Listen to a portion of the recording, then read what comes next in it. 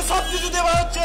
আমি কিন্তু রেপ আর মার্ডার করিনি, আমি বললাম, আমাকে সেখানেও তো বলতে দেয়নি, সরকারি আমাকে ফাঁসাচ্ছে।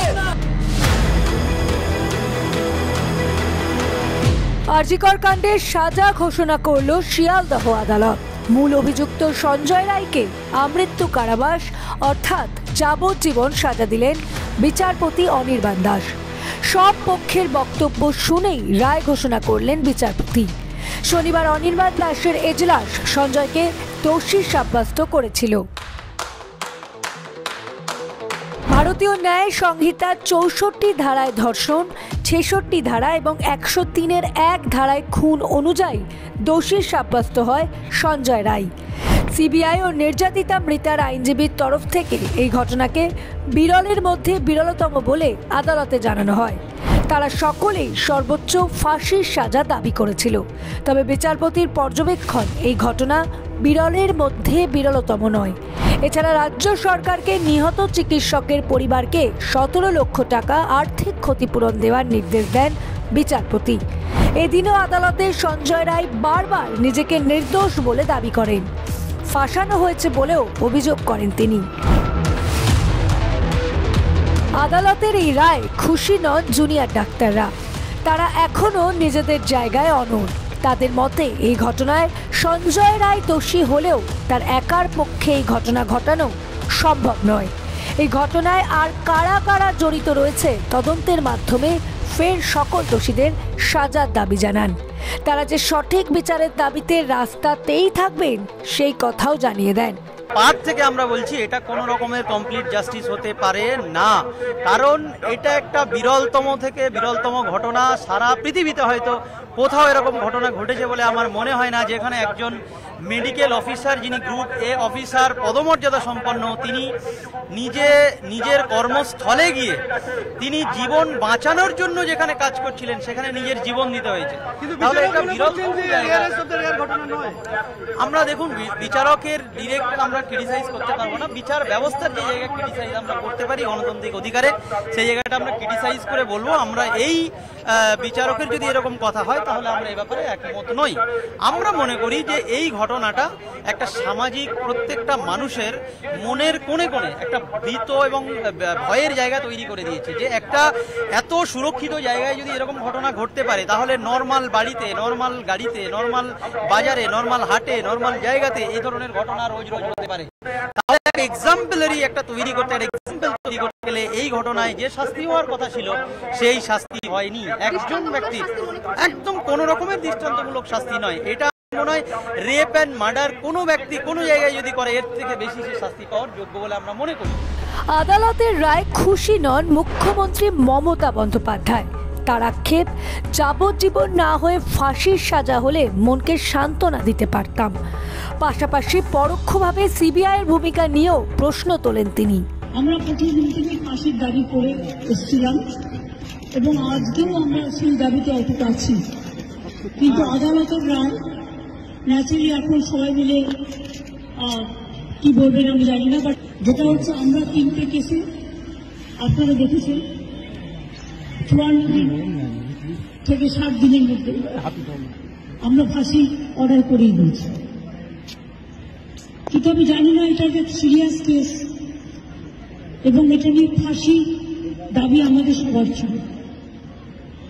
সেক্ষেত্রে বিচারের রায় নিয়ে আমি আমার কথা বলতে পারি। আমরা এটাই বলেছিলাম, আমাদের হাতে কেসটা থাকে আমরা কিন্তু অনেকদিন আগে ফাঁসির অর্ডার দিয়ে দিতে পারতাম, ফাঁসির অর্ডার করে দিতে পারতাম। আমি জানি না কিভাবে লড়াই করেছেন, কি করেছেন, কি যুক্তি, সুতরাং ডিটেলসটা তো আমি জানি না। ডিটেলসটা তো সিবিআই করেছে এবং আমাদের হাত থেকে তো কেসটা ইচ্ছা করে কেড়ে নিয়ে চলে যাবে। আমরা তো বলেছিলাম আমরা যদি করতে না পারি তাহলে আপনারা সিবিআইকে জন্য আমার কোনো আপত্তি নেই, কারণ আমরা চাই বিচার হোক। আদালতের রায়কে স্বাগত জানাতে পারেননি বিজেপির রাজ্য সভাপতি সুকান্ত মজুমদার। এই রায় মানুষের রায় নয় বলেও জানান তিনি। একই সঙ্গে কলকাতা পুলিশের ভূমিকা নিয়েও প্রশ্ন তোলেন Sukanta Majumdar. As a elected member of parliament, কেন্দ্রীয় মন্ত্রিসভার সদস্য হিসেবে কোর্টের রায়ের সমালোচনা করার অধিকার আমার নেই। কিন্তু বাংলার মানুষের মনের কথা, বাংলার মানুষের বুকে যে ব্যথা, সেই ব্যথা প্রকাশ করার দায়িত্ব ভারতীয় জনতা পার্টির রাজ্য সভাপতি হিসেবে আমার আছে বলে আমি মনে করি। এবং আমি মনে করি বাংলার মানুষ খুশি নয়। বাংলার মানুষ কেন, ভারতবর্ষের কোন মানুষ খুশি নয় এই রায়ে। আমরা প্রথমেই দেখেছি যে 5 দিন ধরে কলকাতা পুলিশের হাতে যে তদন্তভার ছিল, তখন বিনীত গোয়েল সাহেব দেখছিলেন। বিনীত গোয়েল সাহেবের ট্র্যাক রেকর্ড তো আমরা জানি। কামদুনি কাণ্ডে যখন লোয়ার কোর্টে সর্বোচ্চ সাজা হয়েছিল, যার তদন্তভার সিবিআই ইডি কেউ দেখেনি, পুলিশ দেখেছিল, সেখানে দায়িত্ব ছিল সিআইডির দায়িত্বে বিনীত গোয়েল সাহেব ছিলেন। তারা পরে সেই ক্যাপিটাল পানিশমেন্ট থেকে সবাই মুক্তি পেয়ে গেছে। যারা মুখ্য অভিযুক্ত তারা মুক্তি পেয়ে গেছে। আমরা দেখেছি শ্রমিকদা বলছিলেন ভ্যাজাইনাল সোয়াবকে, আপনারা জানেন তার মধ্যে বায়োলজিক্যাল মেটেরিয়াল থাকে, অর্থাৎ মডার্ন যে ফরেনসিক সায়েন্স আছে তারা তদন্ত করে দেখে যে ডিএনএ এর কোনো চিহ্ন আছে কিনা, এবং সেই চিহ্ন দিয়ে, সেই ডিএনএ দিয়ে পরবর্তী সময় ম্যাচ করে দেখা যায় যে কারা কারা অপরাধী ছিল। এখন ডিএনএ সিকোয়েন্সের যুগ চলে এসেছে। আমাদের ডাক্তারবাবু ডক্টর শারদ মুখোপাধ্যায়, যিনি আমাদের ডাক্তার সেলের মানুষ, কনভেনার, তিনি ভালো বলতে পারবেন। কিন্তু সেই ভ্যাজাইনাল সোয়াবকে 4 ডিগ্রি সেন্টিগ্রেডে বা মাইনাসে প্রিজার্ভেশনই করা হলো না, যাতে করে সমস্ত বায়োলজিক্যাল যে চিহ্নগুলো ছিল, যে তথ্য প্রমাণ ছিল, সব যেন ডিসইন্টিগ্রেট হয়ে যায়, অর্থাৎ ভেঙে টুকরো টুকরো হয়ে যায়। কোর্ট, আমরা কোর্টের সামনে মূর্তি দেখি, সেখানে একজন মহিলার মূর্তি থাকে, তার চোখটা বাঁধা থাকে, কারণ সে তথ্য প্রমাণ শুধু দেখে। হিন্দিতে বলে কানুন আন্দায়। তো তথ্য প্রমাণের বাইরে কিছু করার থাকে না। 5 দিন পরে সিবিআই এর হাতে যে সমস্ত তথ্য প্রমাণ তুলে দেওয়া হলো, তারপর এর থেকে বেশি কিছু আশা করা যায় না।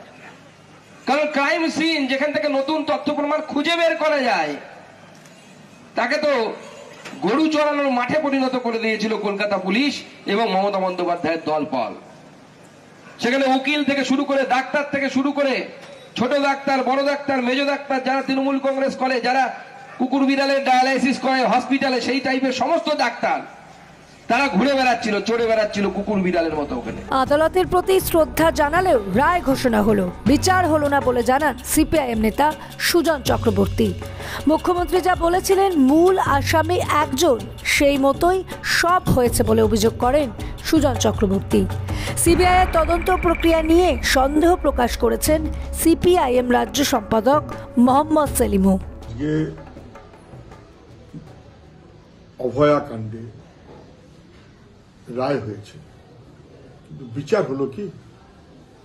রায় হওয়া মানেই কিন্তু বিচার হওয়া নয়, এটা ক্রমশ স্পষ্ট হয়ে যাচ্ছে। মুখ্যমন্ত্রী বলছেন যা, মুখ্যমন্ত্রীর কথাতেই তো সব হয়েছে। মুখ্যমন্ত্রী বলেছিলেন মূল আসামিকে আমি ধরে দিয়েছি। মুখ্যমন্ত্রী যেহেতু বলেছিলেন যে মূল আসামি একজন, রাজ্য পুলিশ তাই করেছে। দিল্লি পুলিশ মুখ্যমন্ত্রী যাতে খুশি হয়, সিবিআই তারাও একজনকেই আসামি সাব্যস্ত করেছে। আর ফরেন্সিক বলছে একজনের কাজ এটা নয়, এটা একজনের দ্বারা সম্ভব নয়।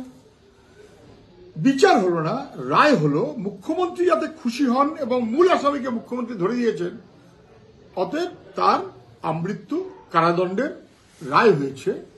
এটা রায়, বিচার হলো না।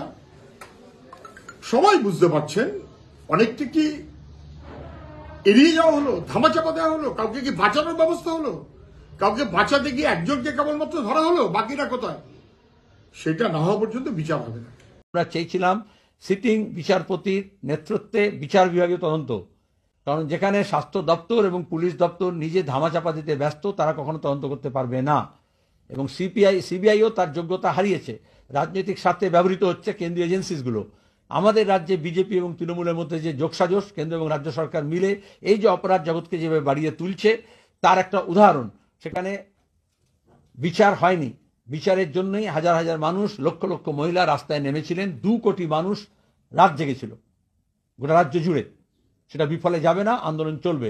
চিকিৎসক এবং রোগীর পরিবার, সাধারণ মানুষ, ছাত্র, যুব, মহিলা, শ্রমিক, কৃষক, কর্মচারী, সাধারণ নাগরিক, তারা সবাই মিলে বিচারটাকে ছিনিয়ে আনবো। এটা নিম্ন আদালতের রায়।